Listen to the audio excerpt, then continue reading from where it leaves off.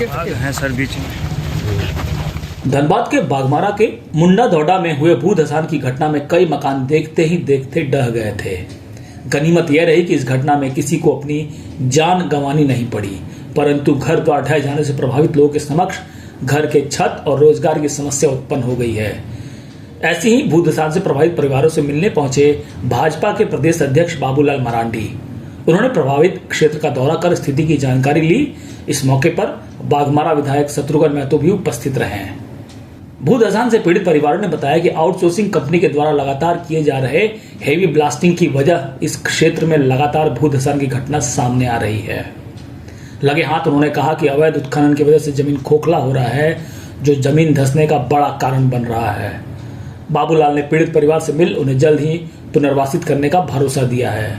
उन्होंने कहा कि डेंजर जोन में रह रहे लोगों को पुनर्वास करना राज्य सरकार की जिम्मेवारी है, वहीं अवैध उत्खनन को रोकना स्थानीय पुलिस के जिम्मे है।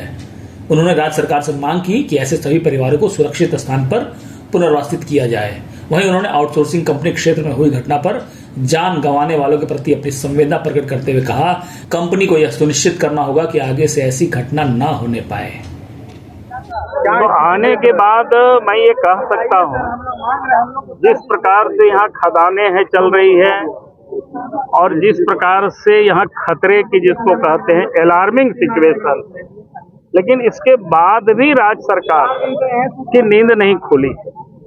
जबकि यहाँ के लोग जैसे अभी बता रहे थे कि हम लोग काबे से कह रहे हैं कि हम लोगों को कहीं पुनर्वास किया जाए, यहाँ से कहीं हटाया जाए।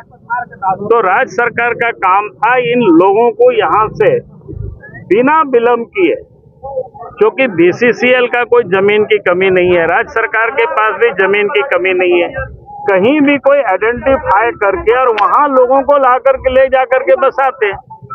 इसी इलाके में लोगों ने जैसा बताया हमें कि 50 से करीब परिवार लोग, तो 50 लोगों को बसाने के लिए कितनी जमीन की जरूरत है? 10-10 डिसमिल भी देंगे तो 500 डिसमिल हो गए, यानी 5 एकड़ जमीन की जरूरत है।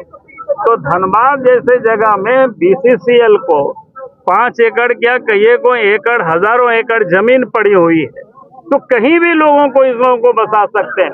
लेकिन इसके लिए राज्य सरकार को पहल करनी चाहिए, यहाँ के उपायुक्त को पहल करना चाहिए। और जो कोयला की चोरी हो रहा है, यहाँ के जो एसपी है, पुलिस कप्तान है, उसको पहल करना चाहिए। कोई भी अगर यहाँ इलीगल कोयला लोग ले जा रहे हैं, चाहे ट्रक से ले जा रहे हैं, चाहे जैसे भी लोग कटिंग कर रहे हैं, उन लोगों को पकड़े, उनको गिरफ्तार करे, उनको जेल में डाले, तब ये सारी चीजें रुकेगी। और डीजीएमएस का रूल नहीं पालन, तो उसके लेकर क्या कहेंगे? क्योंकि बीसीसीएल की कहीं उससे भी हम बात करेंगे बीसीसीएल के डीजीएमएस से, कि ताकि वो लोग इसको फॉलो करें, उसको देखें ठीक से, ताकि फिर कोई इस प्रकार की दुर्घटना। दोनों संयुक्त रूप से हम लोगों ने मुआयना किया। निश्चित रूप से स्थिति काफी भया हुआ है। जो लोग मारे गए हैं सभी मजदूर, उसको मैं साझा फील करता हूँ। और वैसे लोग जो इस तरह घटनाएं लगातार घट रही है, जो माइने चला रही है, जो आज अनसेफ माइन है, डीजीएमएस का जो गाइडलाइंस है वो धज्जियां उड़ा जा रही है। डीजीएमएस गाइडलाइन को तख्ता बना करके लोग काम कर रहा है। हम वैसे लोग मैं कहना चाहूंगा, अगर आप इस तरह का सुधार नहीं लाइएगा तो निश्चित रूप से आपका माइंड बंद कर देंगे और आने वाले दिन में हम लोग रोड से संबंध लाने काम करेंगे। हरिया लोटा जतना आराम बर्तन सब चल गए। ओ घर करीब खाली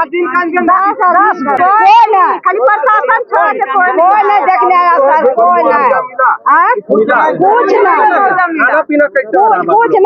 खाना पीना चूड़ा मुढ़ी। हाँ, हम लोग का दिक्कत है यही कि बीसीसीएल बगल में ब्लास्टिंग मारता था, घर हम लोग का धसा, घर दीजिए बस।